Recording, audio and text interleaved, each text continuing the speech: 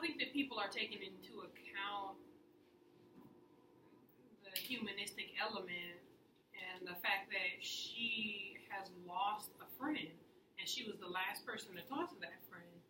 And so, the questioning is kind of just cold, and it's not really, I don't think that it's respecting the fact that she is grieving. I don't think that the questioning or the back and forth was professional at every point, because I know at one point he asked her if she understands English or speaks English, and obviously they've been speaking English this whole time. So I think that there was some disrespect and some condescending language being used. Yeah, going on what she said, I feel like she was extremely frustrated and she felt disrespected because they were patronizing her almost. And also, like, Rachel is young, so I feel like she responded in a youthful way of kind of being annoyed and rolling her eyes because she's young and like she's not going to be necessarily professional like she should have been maybe. But they were clearly antagonizing her the whole time, so I feel like it's almost natural to get annoyed and defensive. I agree with them, and I feel like they took the way that she speaks and, her enunciations and things like that and tried to make her look unintelligent, even though she wasn't. Like when they asked her to read what she had said, kind of making it seem like she couldn't read it, or it would take her a long time to read it and understand it.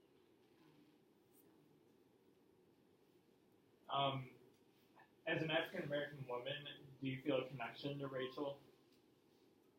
Yeah. Yeah, I mean, I do, because I am a part of the culture, and so I understand, the ways that the mannerisms that she's using when she's upset and when she's frustrated and when she feels like she's being attacked with the language that Donna West is using. So I do identify, with some of the language that she's using, some of the words, and then also her mannerisms. Yeah, I agree with Maria. I feel like almost being a black woman, I know sometimes like stepping into the room, you're going to be stereotyped before you even speak. And then when she spoke, that was she's clearly using Ebonics, so they already just kind of painted a picture out to her without really knowing her. So, and like she said, like her mannerisms, like her attitude and annoyance towards them is like, I can relate to that because I've been in that situation. Yeah, I definitely have had times where I've acted like that, and for someone to think that I am an intelligent human being or less of a human being just because I would roll my eyes or use Ebonics when I speak, it's frustrating. I definitely feel that connection.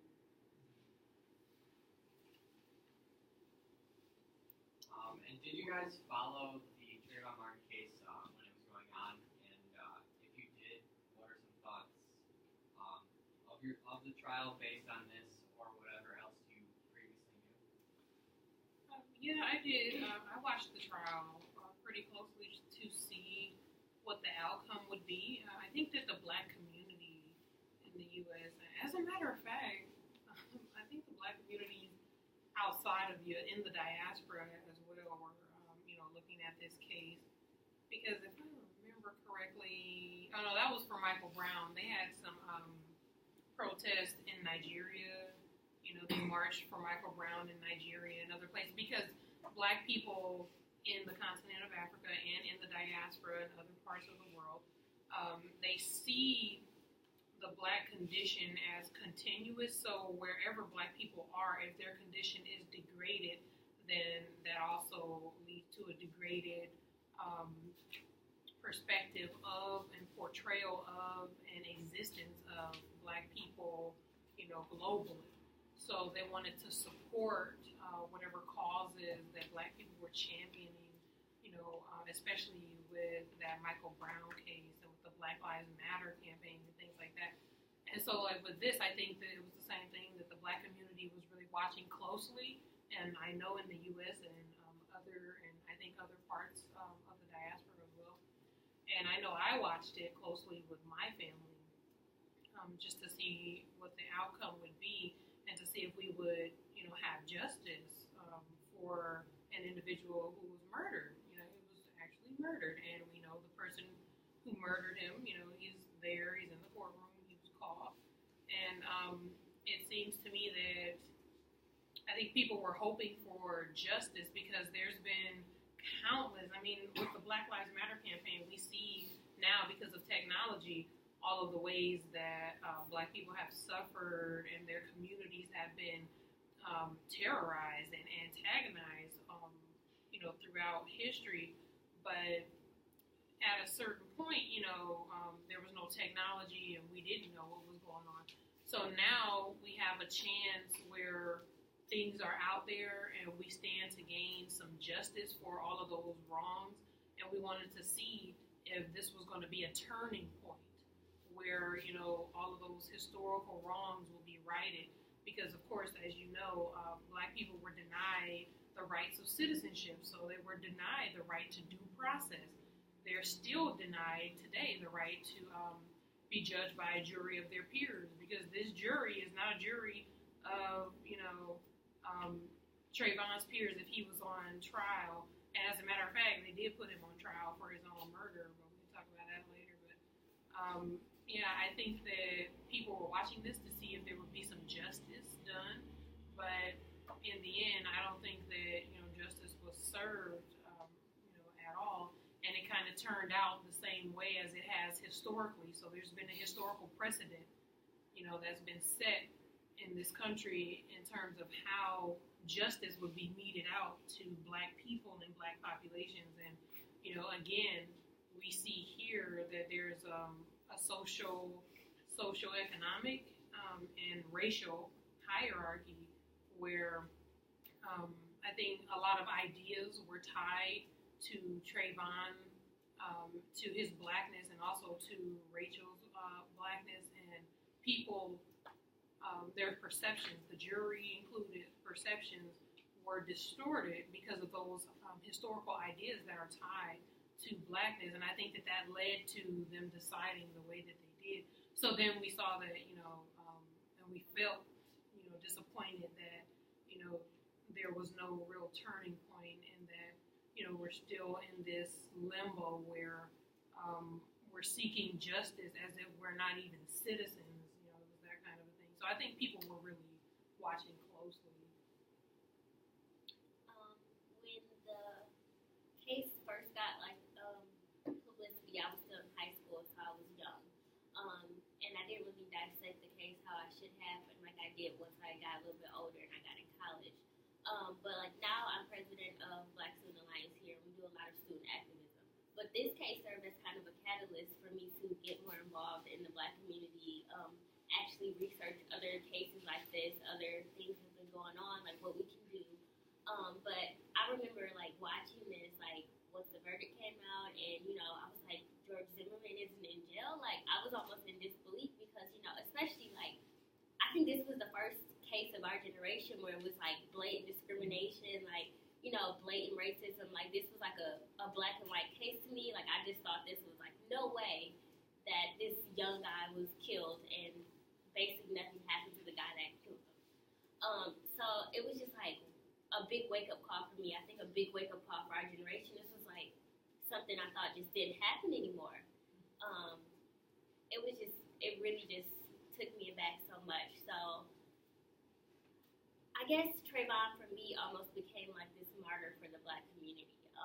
Cause he's like the go-to name that we think of when we think of incidents like this. It's like Trayvon Martin. And before that, we didn't have anyone within my generation, or I didn't have any way to like personally connect myself to like social justice or like the racial incidents of the past. And for me, it became more apparent that this has still been going on. But all of a sudden, it was just like, okay, it was, I forgot what year this was. I think 2013. 2013. I was like, wow, this is 2013. And in my head, it was like, I thought of like the 1960s when I thought of stuff like this. So for me, it was just a way of connecting like the past to the present, that this has been a continuous struggle and not something that has all of a sudden reemerged. I agree with what both of them said. I followed the case not super closely. Like, I wasn't turning on the TV every single day, trying to catch up on it and watch what was happening. But I definitely stayed on top of the big milestones that happened in the case. And I think I was a freshman in college, and I went to a predominantly white institution. I went to Oakland High School. So I've never, before seeing this case, I had never seen anything that was blatant, just discrimination, disrespect, someone not valuing another person who's African American, just because they're African American. And then I watched this case. I remember talking to my dad, no, he's definitely gonna go to jail. I don't even understand why this is huge right now. He killed him. He's gonna be found guilty. There's all these facts. He's going to jail. And then he didn't go to jail, and they found him not guilty. And I was shocked. It definitely hit me hard because I didn't think that was something that really happened anymore. And watching this video, it makes the outcome of the case less of a surprise, because the way that they're grilling her, the way that they're treating her, it's almost like they don't even think. For one, there's no way you value Trayvon Martin's life, because you're talking to this person who's on the phone when he was killed, as if she didn't just experience the death of such a close friend, and anybody else would have at least tried to be sympathetic or something. No one in the courtroom, if you look at the faces of the people in the courtroom behind the family, they don't even look distraught. They just are their faces don't really seem emotional or seem like they're thinking about how she feels right now. So that's all I really have to say, because I get emotional thinking about it. And going off of how you believe she was treated in the courtroom, do you remember hearing any negative remarks about Rachel during or after the trial, either from peers, media, or anyone you know, I guess? I remember. Yeah. I think that there's a lot of negative commentary about her. I think that there's a paradox of individualism here. So, in such an individualistic society as we have here in the U.S., it's funny that when you look at people of color and you look at African Americans specifically, they're not allowed to be individuals. So with her, or with anything that a black person does, whatever they do is kind of like they're a representative of the whole group or of the collective of African American people. And so when people were looking at her, and looking at her mannerisms, because they didn't understand her mannerisms and they didn't understand, her language and some of the words or some of the phraseology that she used. They took that as a marker of lower intelligence, because of course we have a social hierarchy in the U.S. So we have what people call standard English, and then we have Spanglish, we have Black English, we have a lot of different forms of English that come out of these different ethnic communities, and those are looked at as a ghettoization or a negation or a degrading form or degraded form of English. So there's a social hierarchy within language. There's a racial hierarchy as well, and we can see all of this playing out, in the courtroom. But I do think that she, when people looked at her and the things that they were saying about her, they were kind of saying this is how the Black community is. To kind of set it aside and set her aside as the other.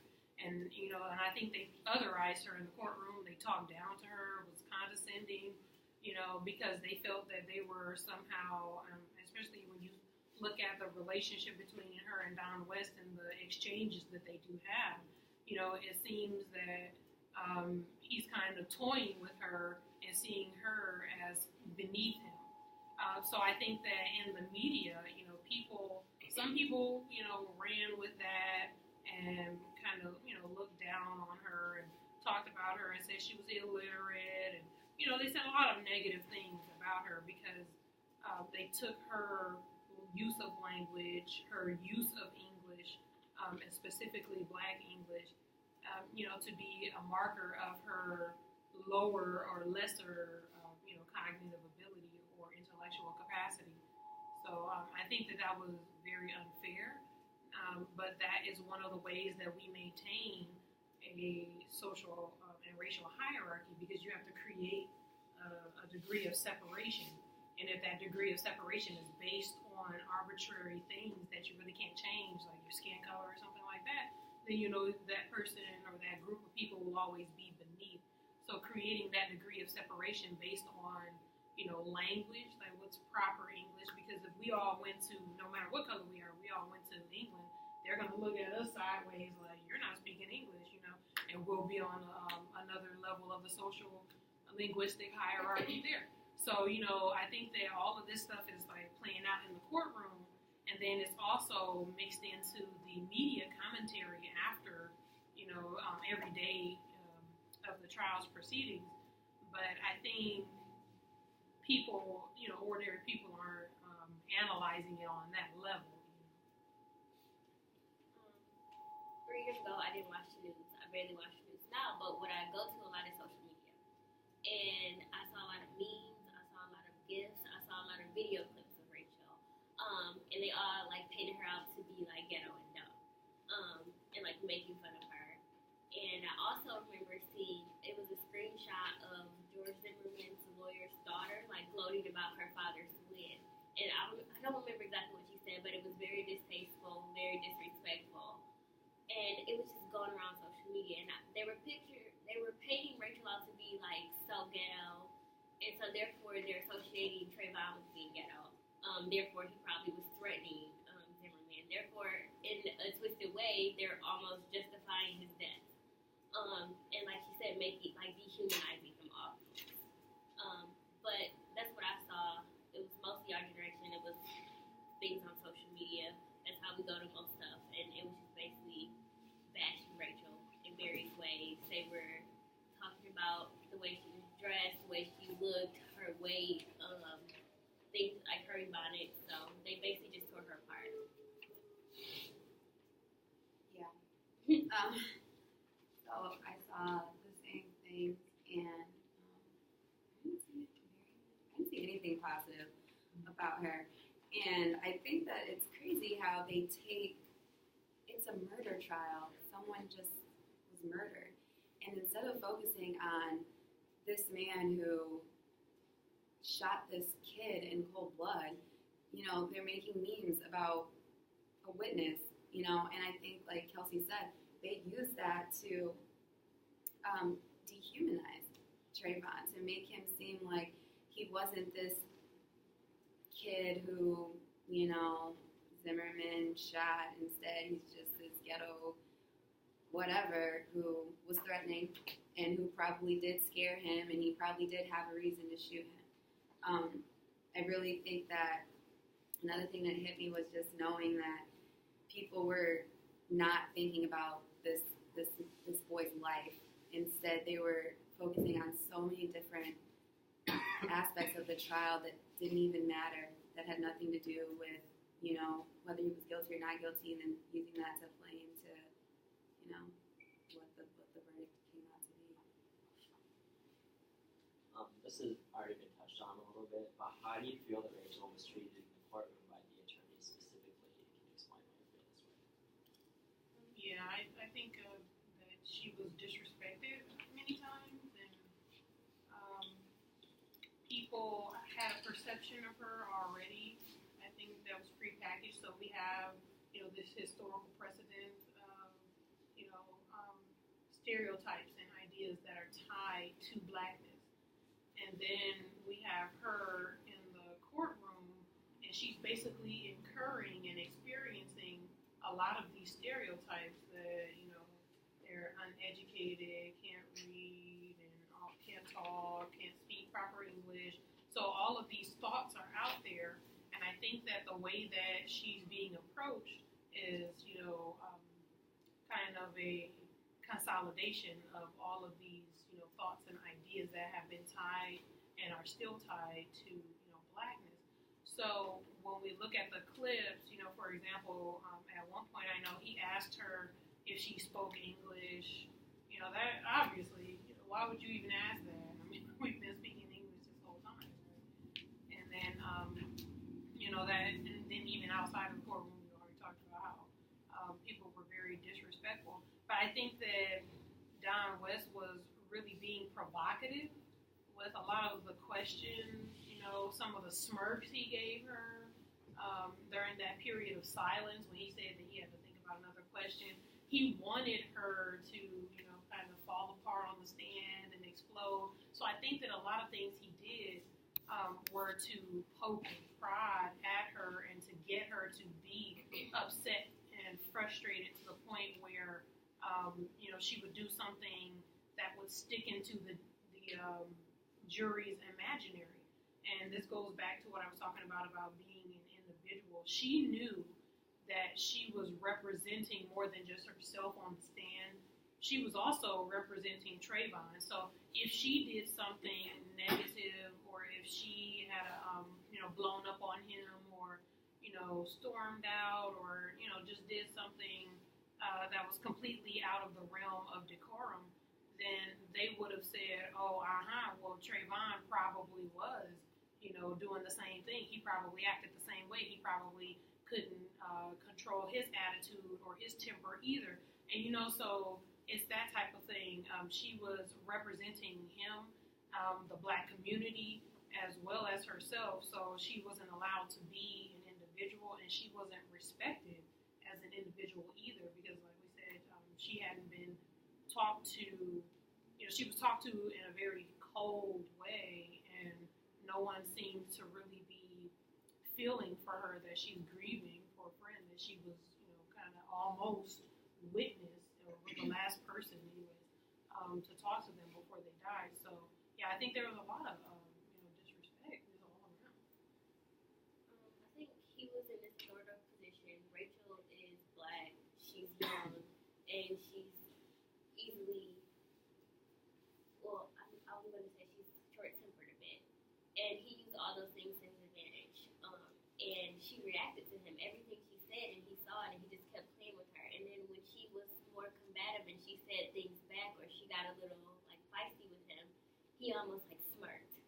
Or, he'll look around, or he'll act he paused for a while. And she said, you can keep going. And he was like, oh, I have to take a minute and think. He was taken aback by what she said. But that's exactly what he wanted her to do. So it was just it was like a cat and mouse game. He just kept playing with her, and she just kept giving him what she wanted almost. So like I said, I think that's kind of a testament to her age as well.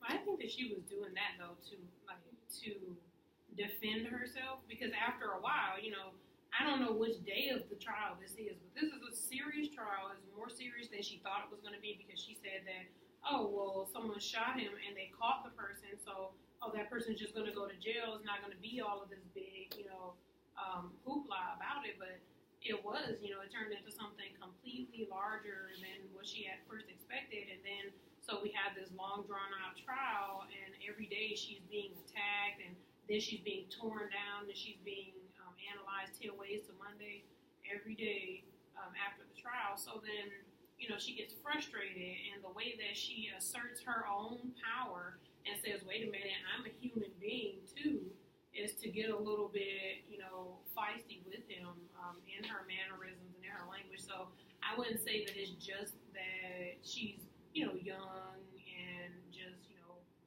feisty for no reason, but, there's a whole context to everything, and I think she was trying to just defend herself against his own attacks and his dominance, over her in the courtroom. Yeah, and then how he kept acting like he didn't understand her, having her repeat herself, having her read what she wrote. It was just a lot on her. So Yeah. he definitely, they take on the words. But he treated her like for lack of better ghetto idiot, and I think he did that on purpose. Like when she said she was trying to tell him, I didn't get a phone call, and usually don't cops call the first person that that the deceased talked to, and then she referenced the first 48, and he's a lawyer. Like, you've definitely heard of the first 48, and he turned that around and was like, excuse me, the what? Like, what's that? What's the first 48? And, doing things to aggravate her, knowing that he knew what the show was, and trying to make her sound like an idiot for saying it, and then saying, like, while she's reading the transcript, saying to her, you can take as long as you want, take till next morning, or just things to aggravate her and, make her act out. But I think that he was trying really, really hard to paint her as this dumb person, unintelligent person who couldn't comprehend and couldn't be comprehensive.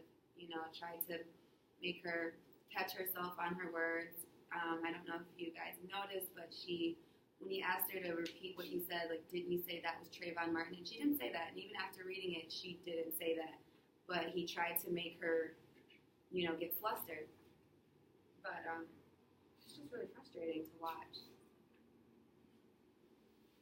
You said that you believe Rachel was treated differently based on her race, but do you also believe she's treated differently than someone else with them based on their age and gender as well?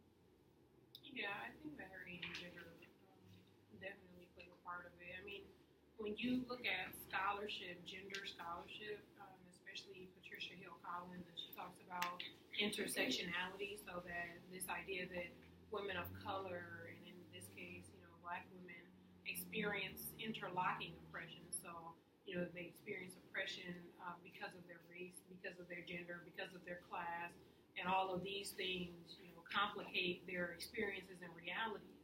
So I think that all of these things, impacted. So there's ideas that are tied to gender, race, and socioeconomic status.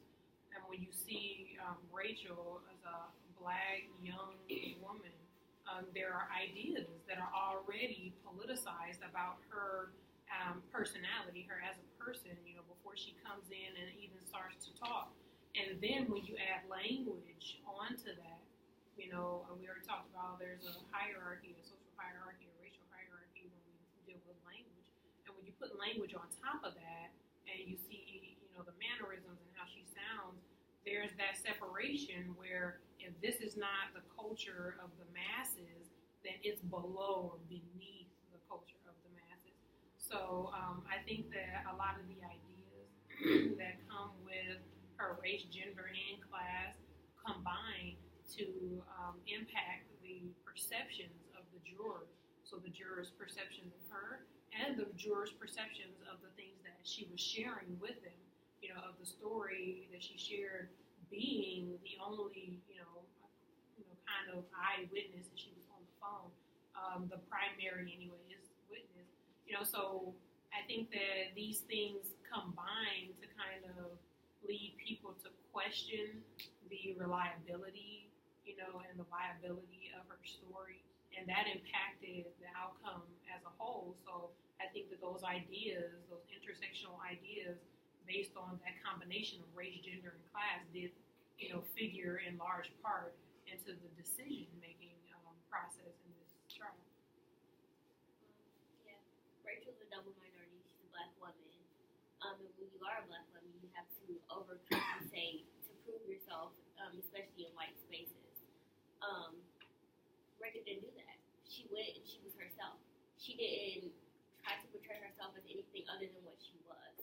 And so it allowed her to be attacked in various ways. So like she said, she's a Black woman. They're already taking her less seriously. And the fact that she's a teenager, like, her statement is dang near invalid. Anything she says, like, they're kind of not taking it for what it actually is. They're making her look inconsistent. They're making her look unreliable. They're toying with her emotions to make her look immature. So everything they could have attacked, they did with Rachel. Yeah, I do think that gender and age probably did play some type of role. I might be biased, but I think that it was mostly race. Because if it had been, A white teenager. they probably would have tried to make her sound, like super emotional, super, like she doesn't really know what she's talking about. She's young. I feel like here he really played into her social standing and her race, like trying to paint her as this angry, unintelligent black teenager.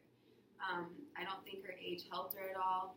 Like that made it worse because it showed, like, trying to get her to have an attitude, and people, you look at a black woman's attitude as way worse and way negative than, a white female getting angry or having an attitude.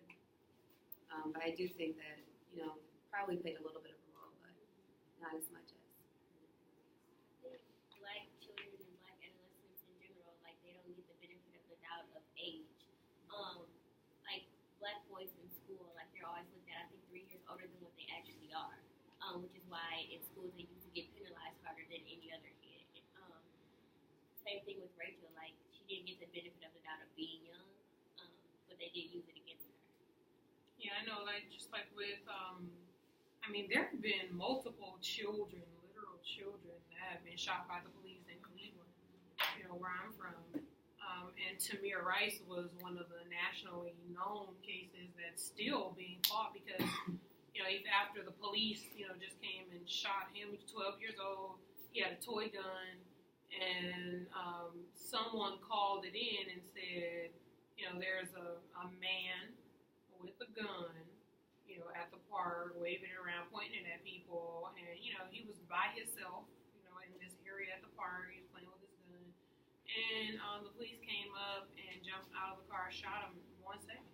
It was no put the gun down, there was no nothing. He was perceived as a threat, even as a baby. 12 years old, that's a baby. So I don't, just like she said, black children don't get the benefit of being young. And we see this, there's a historical precedent for it. Children in the South in the 1930s and 1940s, 50s. Emmett Till, he was 14 when he was very brutally murdered by 2 grown white men because I think he said hi or looked at a white woman the wrong way when he went into a shop. I think he bought some candy or something like that. And he was like daring, his friends were daring him. So, I bet you won't say anything. He said, oh, yes, I will. Because he wasn't from there. He didn't know the culture, of the South. He didn't know how serious it was. And he thought that it was ridiculous that he wouldn't be able to say something to a white woman. And that cost him his life. And he was a child. So he was not able to be a child and make childish mistakes, as a black child. And it's the same. And that was 1955. Now, Tamir Rice, that was just a couple of years ago.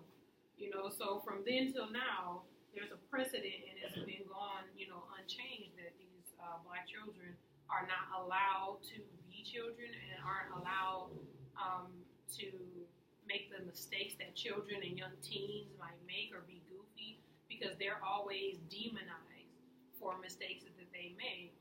When other groups of children, they're just young, let's just chalk it up to, inexperience, to immaturity, but they don't, black children don't have that, they don't have that right. So the next focus of questions are on Ebonics and the use of it throughout the trial. And Ebonics in this class was defined to us as African American language or the African American vernacular. And a couple examples of where we see it is, well, we see in the trial or in your testimony. And I'm pretty sure you guys use it in just African American communities in general. And like what's really important to this language is that there's rules and like grammar. Like one example is post vocab are where you see the word more can be changed to mo, or like the R kind of disappears. So that is just a little background. I'm sure you're familiar with it. The first question is, do you identify Ebonics as part of your speech repertoire? If not, have you had any experiences with Ebonics? What was the first question? Do you identify Ebonics as part of your speech repertoire? I can't say that. Yeah, I do. that was the language that I was socialized with. So that was the language that, I heard growing up in my community and things like that. Of course, we have to learn how to code switch, and I'm pretty sure we'll talk about that. But yeah, we have to code switch because the way that we use English in that Black English paradigm is not seen as intellectual, intelligible, or proper in the broader language or standard English usage. But yeah, I do identify with it. I use it, and I think that it's at this point it's a very unconscious movement, between Ebonics or African American English and standard English. So if I'm around a group of people from my community, my family, or something like that, then I'll use different tones, mannerisms, inflections than if I'm here in the university or something like that. So.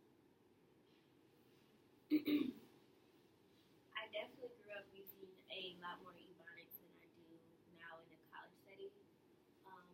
But for me, I feel like using Ebonics is almost like paying homage to my ancestors because there's so many like cultural ties into it and how it's rooted in slavery. And I guess I was always like, I guess as I got older, I kind of learned that it's not okay to speak like that. It's not, from just like I guess more so my white counterparts, like my white friends when I changed high schools, they were like, "What you say?" So I almost was perceived to be a little bit more ghetto, and I became more conscious of how I was speaking. But now I guess I appreciate my Ebonics a lot more. And it's very much like a cultural thing, like like she said, we have to code switch, but I know when I'm with my family, I'm speaking completely different than I am speaking to you now sometimes, and it's just kind of a way of relation. And Ebonics is not only like what you say, it's how you say it in the context of your sentence, so it's actually a lot more complex than people think, which is why it's now considered like a language of its own, which I think is very cool. But, yeah, somehow I identify with it. Yeah, I definitely grew up using it, and I still use it today. I do have to agree with Kelsey, like, it's less than growing up, and I do use it more around family and friends than, within my college setting.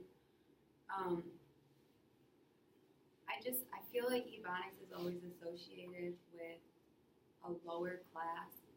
People think like, oh, that's how ghetto people talk, or that's how these people talk, but not true. It's definitely something that most African Americans do identify with and do, we use it like a first language. And I have uncles and aunts that are doctors and, businessmen and women. And when they come around for family gatherings or, get-togethers or they're not talking to me like this. They use Ebonics. We speak. It's a comfortable language that we use to speak, and it's not a sign of unintelligence. Okay, my next question is: do you ever talk about code switching? So I assume you use it. Someone asked you if you code switch. So my question is: do you think you should have to code switch in situations? Well, I think that it's a telltale sign or a marker of progress or the lack thereof, in this country, because of course this country is founded on capitalist principles that would keep a certain racial and social economic hierarchy present, so people of color would not be able to rise to, the top rungs of society or of that racial hierarchy because they look different. They're fundamentally different than white Americans. So I think that, we have to code switch because we haven't got to a place yet where we're able to do away with that degree of separation based on race, that also folds in class and, and economic status. I think that we have to do away with that glass ceiling that white supremacy represents, for everyone. If we're going to start really being inclusive of all of the cultures and, be this melting pot, which is the image that people put out there of America, that we're this great multi-ethnic, racially diverse, multi-ethnic melting pot, but we still operate off of models that privilege, white males in a lot of circles. So women, people of color, there's a lot of people who are disenfranchised because of that model of operation. And then when we talk about code switching, this is the reason why we have to code switch, because we don't respect other cultures and see them as intellectual and see them as having contributed, historically and contemporarily to the foundations and the workings of society and the world. So if we respect those cultures, then we start to also respect the traditions, and we respect the mannerisms and the languages that they use. And we don't look at difference as a marker of unintelligible or non-intellectualism or something like that. So I think that instead of using difference to negate someone, that, we need to start to use difference to include people, and to respect people. And that's the only way that we would do away with needing to code switch. But, there is something to be said for having a standard, language that we all do speak in. If there's a lot of different languages that, are being spoken, that's necessary, I think.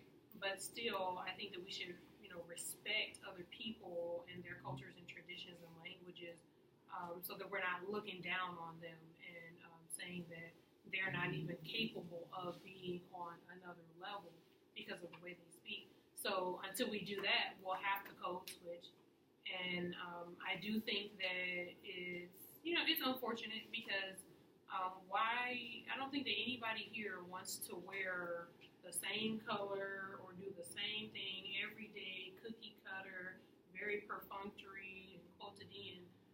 So I think that the melting pot that we are is something that makes life exciting and interesting.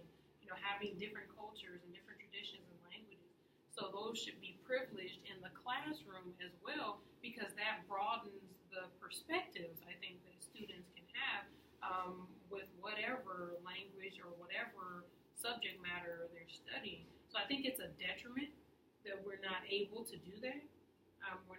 We have to code switch, and we're not able to use, our own cultural traditions and languages in, for example, the university setting, because it's seen as non-professional.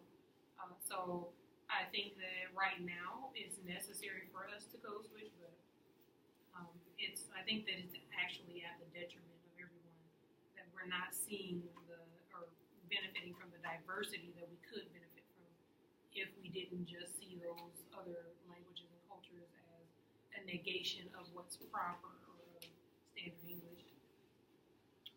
It's so hard talking after Marie. But I kind of do think code switching is necessary as of right now in the state of the United States, how it is. Because I know I want to go into corporate America, if I want to land an internship, if, anything I'm doing, I know that I have to present myself in the best light to that employer or whoever is evaluating me in that form.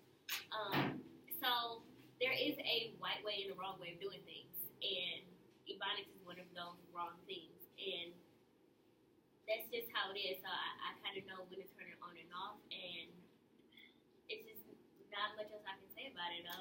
I wish it wasn't that way, but it's like Ebonics is not recognized as a dialect of speaking. Like other countries, there's multiple dialects of speaking French or speaking whatever language that is, but it's not recognized in the United States in the same way.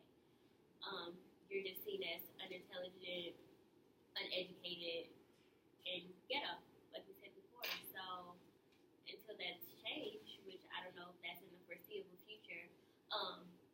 Black culture is getting more popular, and so you see like certain words, new words getting incorporated into the dictionary. You know, so in that way, it's like you see it kind of coming into pop culture more, like swag. Yeah, so stuff like that. But as of right now, I kind of do what I have to do to thrive and be successful myself. Like Kelsey and Marie said, we do live in a society where, unfortunately, we have to switch it up. We can't speak the way that we feel comfortable speaking. It sucks, and I don't think that we should have to do that. I don't think that it's okay, because it makes it that much harder for me to go into, or for anyone to go into an interview, because I as well want to enter corporate America, to go into an interview, and not only do I have to know how to answer these questions and present myself, I then have to put on another face or mask, you know, and try and feel comfortable speaking a way that I have to train myself to speak, you know, and it takes away that comfortability that other people might feel in their interviews, because the interviewer, and I've never interviewed with anyone of my race, and someone else interviewing with the same race, you know, there's a level of comfortability there, because there are some mannerisms and things that, you know, they have that are alike. And I go in there and I have to try and match that, when I know that there are a lot of things that we don't have that are alike, and I have to pretend like we do.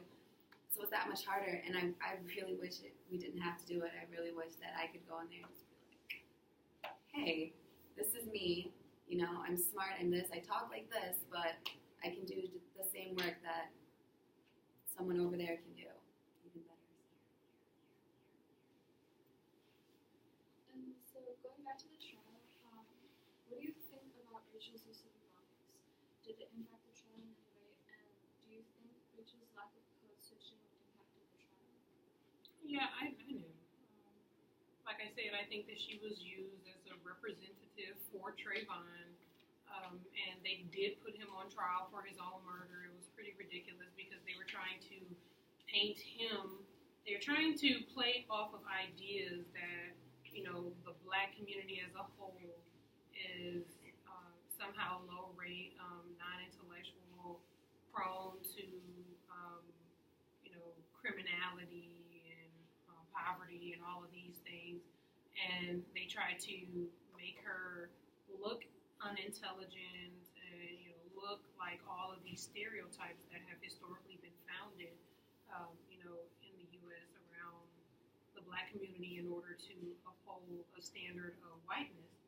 And so I think that with all of these ideas, you know, being poked and prodded at and kind of put on display, you know, that really impacted the way that people were deciding, you know, about Zimmerman's fate in this trial, especially the jurors.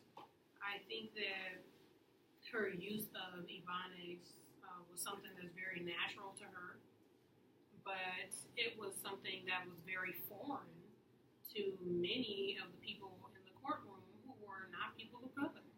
You know, so the majority rules, we know that. So when they're looking at her, they're looking at like, oh my goodness, this foreign thing that's, you know, kind of completely different from me and therefore beneath me and therefore less intelligent, and the language is even, you know, not really understandable. You know, so there's this huge degree of separation, which I think does impact the perception of what she's sharing, you know, of her testimony and of the validity and viability of her testimony.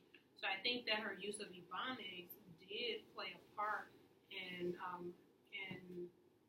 these negative perceptions, you know, that are tied to her race and then also her language. And I think that what Don West did was to try to play off of those stereotypes and, you know, keep that negative view or image of her going. And then, you know, that also, he tried to get her to, you know, kind of go off and be mad and upset, because that would also be a reflection of Trayvon Martin's inclivities because he's also black. So, if she does something and she's black, then he probably did it because he's black. And so if she, doesn't maintain herself and her attitude and decorum on the stand, then we have more likely of a chance that jurors will make the connection that, black is what black does, and if she's black and she does this, then Trayvon is black, then he probably did this and caused, Zimmerman to fear for his life and shoot him. So, there's all of these dynamics that are going on, and we see that it's not as simple as, looking down on her for not using standard English, but that there are real consequences that are tied into these thoughts and ideas and stereotypes about blackness and black culture, and that are perpetuated by the lack of understanding of black culture and mannerisms and language. So yes, I do think that Ebonics made a difference, in the trial. Yeah, it definitely was used to her detriment as far as the trial went. Because with the trial of this magnitude, I almost feel that Rachel should have received a little bit more coaching, or be a little bit more prepared about how this trial was going to play and how they might use that against her before she went in. Which is sad to say that she couldn't go in there and speak comfortably how she's used to, but in this setting, it almost I feel like any lawyer could have told her yeah, this isn't going to work. I feel like that's the first thing I would have thought of that they would use against her. So I almost wish that she was a little bit more prepared going in there to what she might expect to see. Yeah, I think Ebonics definitely didn't help her.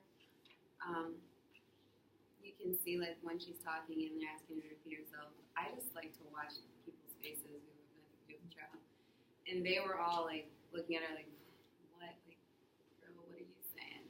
And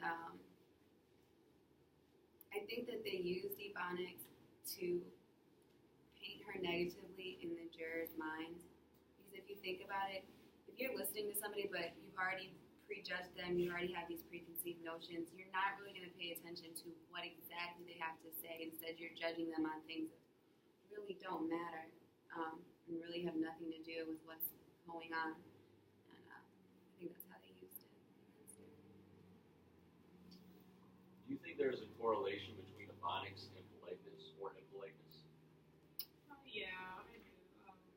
Just with any language or with any culture, ethnicity, with any group, we have, mannerisms, we have verbal and nonverbal cues of politeness and impoliteness.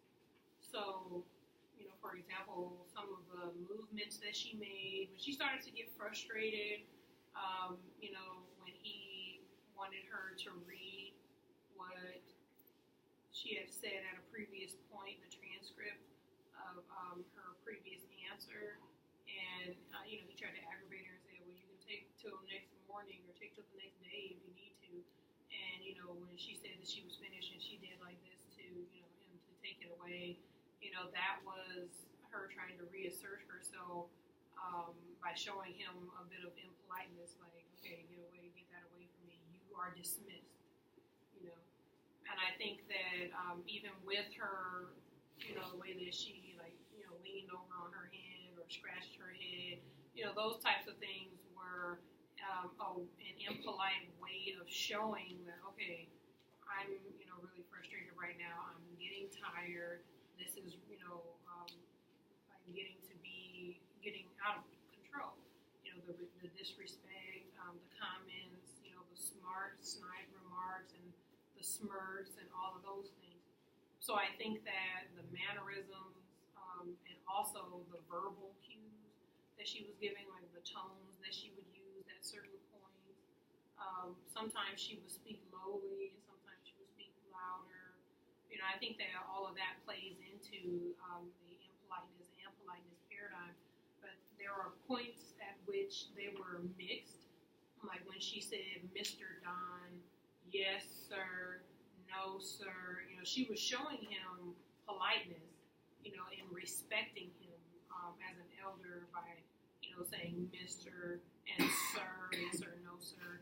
But the tone that she used when she said it, that was to let him know, like, okay, I'm respecting you, but I do deserve this respect back, and I do expect you to, give me the same respect in return.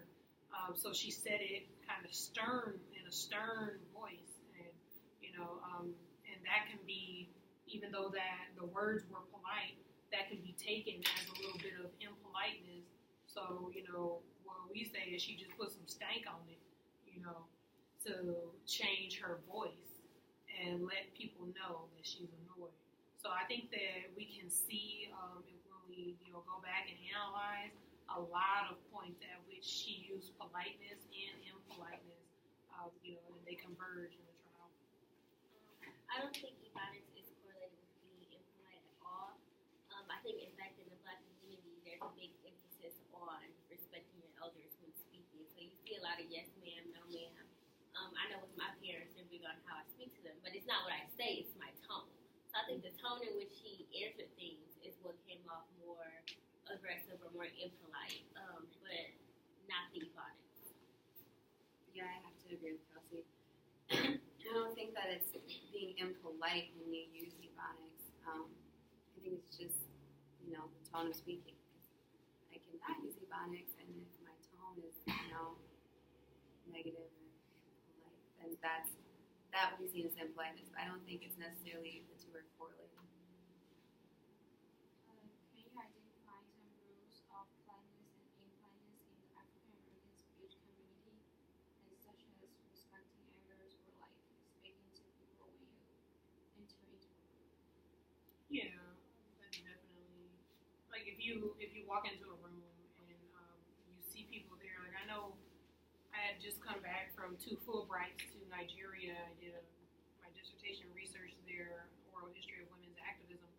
And whenever I talk to people who are older, I spoke Yoruba, while I was there, and in Yoruba language, you have honorifics, and you have to respect, use certain endings and certain, greetings to respect the elders. And if you didn't, they would let you know that, you need to do that again. You go out, come back in, and do that again.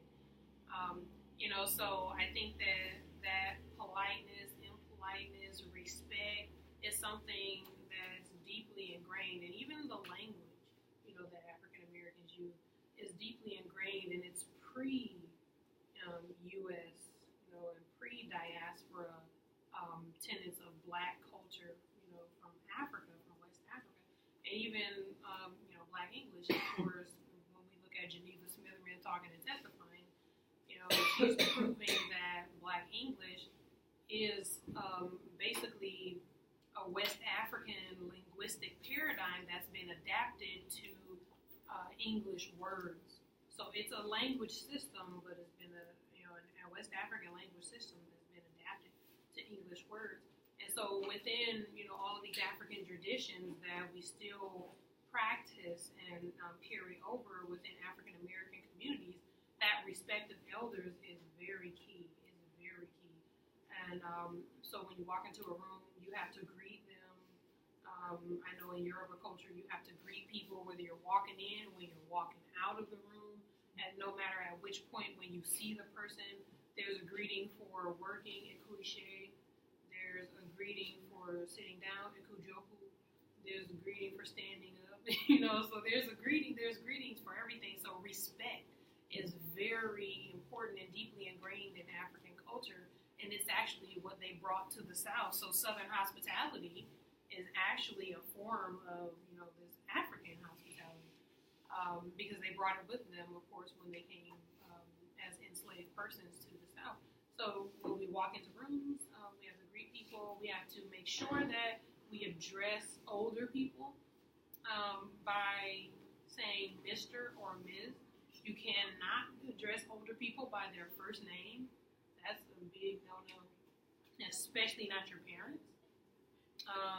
So, I know that some people, they might be a little bit more relaxed on it. I have a friend, a BFF, and she's 89, and she doesn't mind that I call her Pauline, but other people will call her Miss Pauline. You know, you don't call her by her first name unless you, I guess, have that relationship with them. But yeah, so I remember when I was in Nigeria, and I had an interview with this one woman. She was talking to her friend, and her friend said, "Oh, well, you know, those Americans, they don't teach their kids respect. You know, they let their kids call them by their first names and, you know, things like this." So they they made sure to draw parallels between, you know, the culture that I was in and the culture that I came from, so that I know we don't do that over here. You know, you have to address me in this way. So I think that, you know, that carries over to African American cultures, and that's something, you know, that you do to show politeness or respect, or you know, even among, you know, younger people, they have ways of showing respect. The young men will a lot of times call the young ladies queen, or the young women will call the men king. I've heard that a lot. And, or, you know, the young men will hold the door open and stuff like that. So, like he said, like, titles are very important. Like, mom, like, even like with your parents, it's always going to be like mom, dad. Because I have friends that call their parents by their first name, and I'm like, you're crazy. Because that would just never happen in my household. Even like extended family, so it's always like uncle so and so, auntie so and so. Like, it's just never going to be a first name basis. I would just feel uncomfortable, like, even if there's an adult or, you know, my elder anyway, who says, "Oh, you can call me by Denise." You're never going to hear me say Denise. It's going to be Miss Denise, Dr. Denise. But I would never call by their first name, because it's just almost like unnatural, because that's something that I would get cut into for. Yeah. Politeness, yes, ma'am. No. Well, that's not everywhere. My dad's Southern, so I grew up with yes, ma'am, no, ma'am. No, sir, or yes, sir. Talking, like, for me, when I was growing up, you didn't speak if you weren't spoken to. If everyone in the room is an adult and they're having a conversation, you are not invited to chime in on that conversation. Things like walking into the house, and your dad or someone is sitting at the kitchen table, you can't just walk past. You walk in the house and you say hello. And if you don't say hello, you're going to get in trouble. And then talking back, that's another thing. Like, if your parent or your whoever, your elder, tells you something or reprimands you or something, and you have an opinion, you don't get to voice that opinion. You know, that stays, and you go to your room somewhere and let your pillow know. But you don't get to tell them how you feel about something, or that you think something should be this way or that way. It's never a debate. It's just a statement, and you follow and obey. So, yeah, if you're younger, you definitely defer to the older person. So, like she said, if there's someone that's older that's talking, you don't talk at all. You let them finish, and you don't, you know, give them any backsass or talk back to them.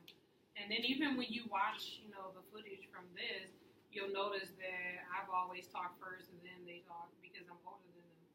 You know, so there's a lot of ways that you defer to, you know, who's older. You know, you defer to the elder as a means of respect too.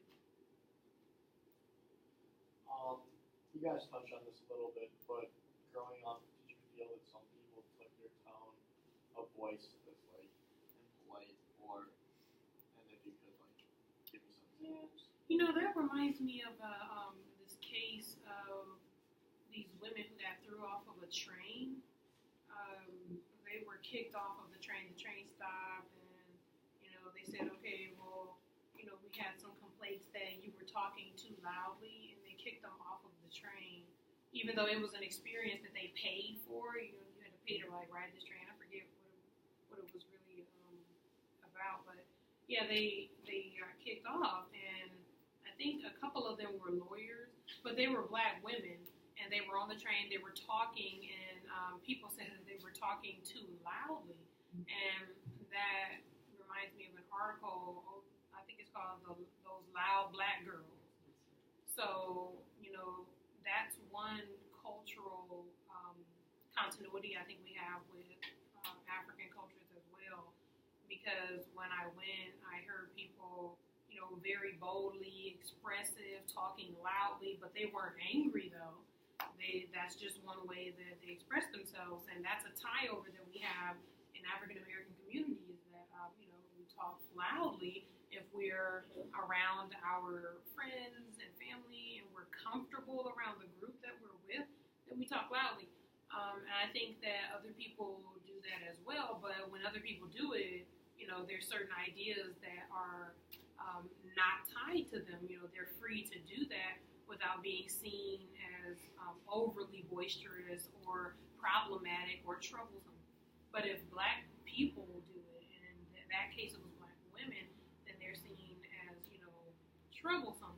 So I think that, whenever I've been with my friends and, been talking loudly or something like that, people will give you that look, especially people that are not of your culture or ethnicity, they'll give you that look like, oh my goodness, we have to deal with this ignorance, So I think that people do make assumptions based on the tone and based on some of the words that, we might use. And I know that when there was that incident at University of Missouri where the football team said, okay, well, we're not playing anymore until we get some serious addressing of racialized issues on this campus. And so a lot of universities started to be proactive and start talking to students about race and cultural inclusion, and MSU did the same thing. So there was a talk with the president, and a lot of students came out, were sharing their experiences of being on campus and being in class and feeling marginalized and insulted and assaulted. And for example, one black student, he came and said that he wore a bandana to class, and the professor just jumped on him. Why are you wearing that? What do those colors mean? Is this a gang? But there was another white male who wore different color bandanas all the time in class. Just, it was this kind of skateboard, style, and she never said anything to him. But when this young black male did it, it was a problem. And then there were other students who said the same types of things, that they were marginalized in the classroom because of the way that the professor reacted to them. And I know that I've been championing, culturally inclusive methods of teaching for this purpose, because when black students, answer a question or they use a certain tone or a certain volume, a lot of the professors who are white, or, they will not understand, and they won't understand the reason why the student, sounds this way or is using this volume, and they might take it as an offense or as this student being disrespectful. And that has happened, and that causes issues. So I think that if we close that gap of knowledge and, say that, okay, we need to understand the mores principles and, cultural mannerisms and the language usage of other groups before we, marginalize them and before we conceive, notions about them, I think that would help. So, I think that a lot of times these students of color, whether they're on campus or they're just out and about in the city, they do get stereotyped, and they get some negative pushback from just the way they sound, and some of the words they use. I was always told I had a smart mouth growing up, and that I need to fix my tone. And basically what she meant is like anything I said, if I sounded annoyed or angry or, had any type of attitude within it, then it was wrong. Was it a teacher? My teachers too. It was. No, but I was referring to just like my family. But also with my teachers too, more so when I went to a predominantly black school, I've heard them say that, fix your tone. It's just like a common thing to say because it just comes off very disrespectful if you're just not, if you got any type of little angst in what you're saying to an adult or to an authoritative figure. So Yeah, with my family, it was the same thing. If I said something like in my tone was just too high pitched, my mom was like, and I'm like, no, like I'm just trying to explain something to you or let you know how I feel about something, and then how I felt didn't matter. So, yeah, tone can be misconstrued with like family, but my younger brother, he's a freshman in college, and he actually goes to some really small college in Mississippi, and he's also from Lansing, went to Oakland's high school, and the way they do things down there, I guess, is completely different than up here, and he does have a teacher who, unfortunately, we've had problems with her, like, the entire year, but she'll say things like, why are you speaking, like, you're better than everyone, why are you using a condescending tone with me, and he calls me and my mom and our family, and he's like, I honestly didn't say anything wrong. I just told her, I tried to explain to her why this happened or why I was doing something, and she took that and turned it into this huge, like, disrespectful thing that I was doing, and that's not what he meant to do. Those weren't his intentions, so I think that I don't want to say it, I don't know if it has anything to do with his race. I don't know.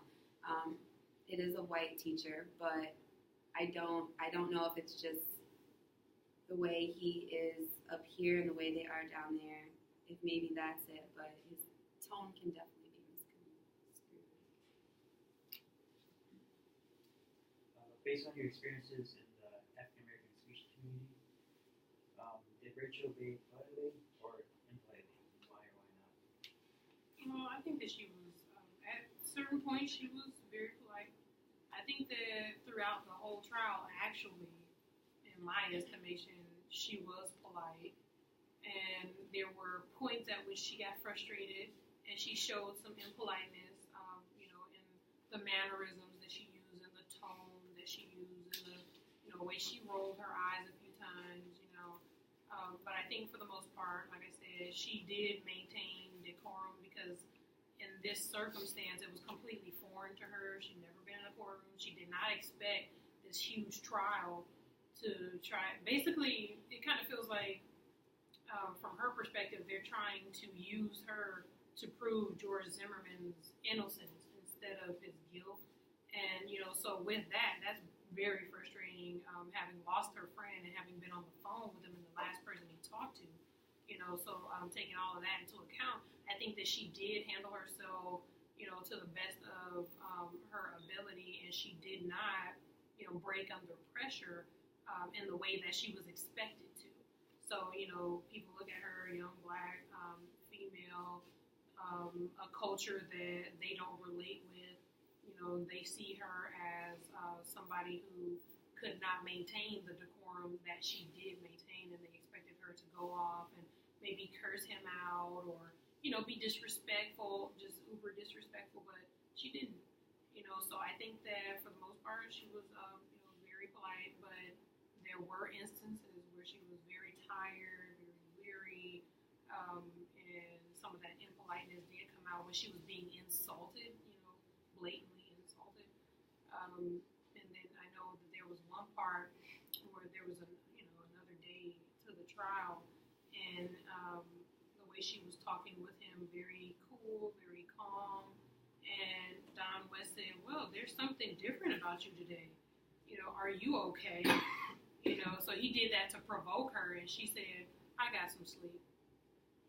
So that was a very witty quip, and that was her way of saying, checkmate, I have you too. So, we saw this dynamic playing back and forth throughout the whole trial, but yeah, I think that both were in. I guess I kind of have the same sentiments. For the most part, she was polite. She didn't say anything out of the way to him. But her impoliteness showed in her gestures and, her facial verbally say anything impolite. Yeah, I agree. I think that she was polite. She didn't. She tried not to raise her voice or, yell or, say anything disrespectful to him.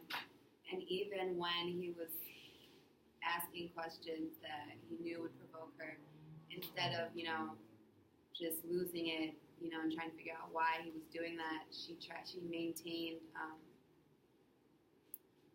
what's the word? She decorum. She got flustered, but not to the point where she said anything that was impolite, in my opinion.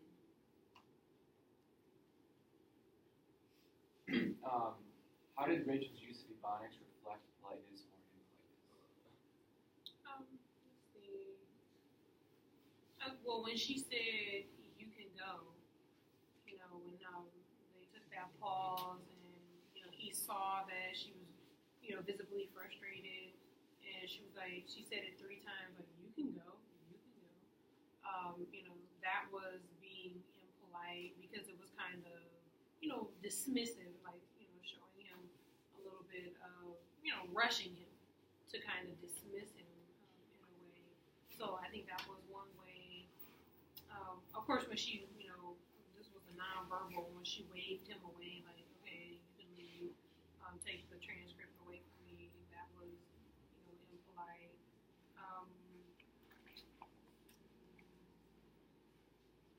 I think there was another point when he asked her, if you're, like, "Are you following me?" And she said, "No, you lost me."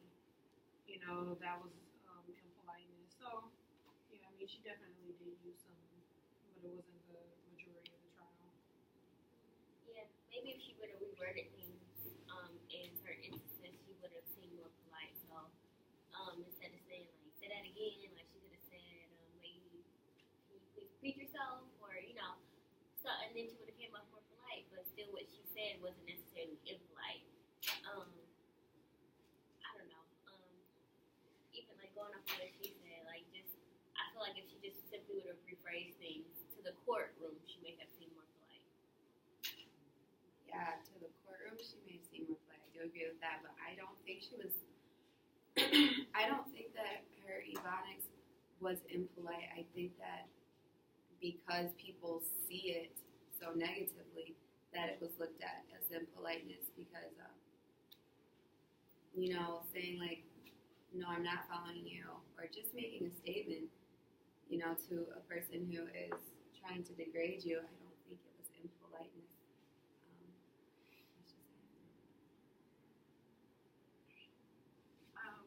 That's it for our questions. Thank you for answering a lot of our questions that will definitely help in our research that we're in right now. And we're glad that we got to listen to your views as Ebonics speakers.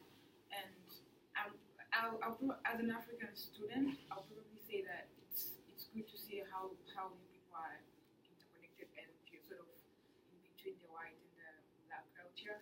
And just like how Ms. Trayvon told us previously, like, politeness and impoliteness, they sort of interact in some places, and in some places it's just like a clear cut, like, this is polite to this culture and this is probably not polite to this culture. So thank you for giving us more insight on that, and thank you for your time. Thank you. I apologize for going to school.